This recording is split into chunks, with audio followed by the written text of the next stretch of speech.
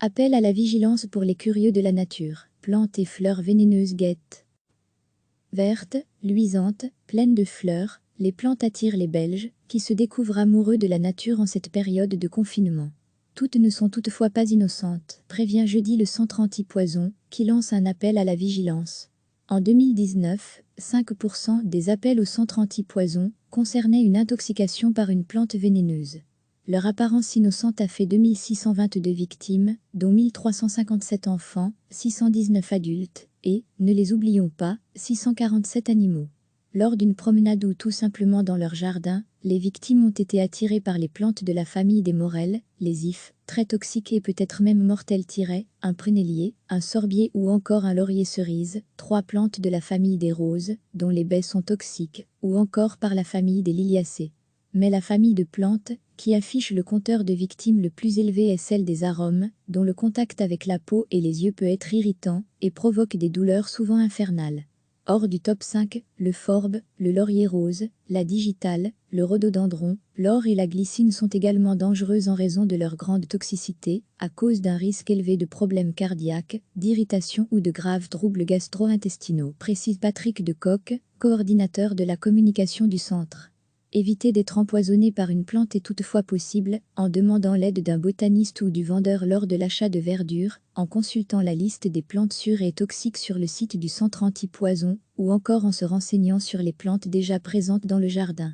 Le centre conseille également d'écrire le nom des plantes achetées. Recevez chaque matin l'essentiel de l'actualité. Vertes, luisantes, pleines de fleurs, les plantes attirent les Belges, qui se découvrent amoureux de la nature en cette période de confinement. Toutes ne sont toutefois pas innocentes, prévient jeudi le Centre anti-poison, qui lance un appel à la vigilance. En 2019, 5% des appels au Centre anti-poison concernaient une intoxication par une plante vénéneuse. Leur apparence innocente a fait 2622 victimes, dont 1357 enfants, 619 adultes et, ne les oublions pas, 647 animaux.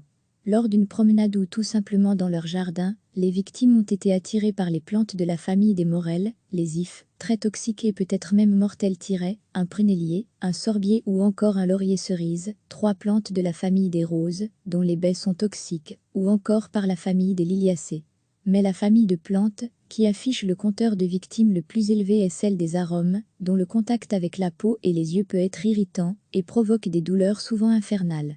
Hors du top 5, le forbe, le laurier rose, la digitale, le rhododendron, l'or et la glycine sont également dangereuses en raison de leur grande toxicité, à cause d'un risque élevé de problèmes cardiaques, d'irritation ou de graves troubles gastro-intestinaux, précise Patrick Decoq, coordinateur de la communication du centre.